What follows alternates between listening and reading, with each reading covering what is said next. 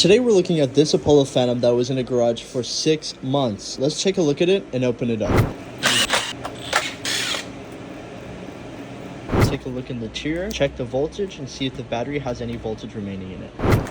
1, 2, and 3. 3 easy steps to see that the battery is unfortunately under voltage. 12.134. Well, see, it should be at 60 volts. So it's a no good battery. We're gonna try and let the customer know and get this replaced. Of course, I just have to quickly plug in a battery in the scooter, and of course, the scooter works.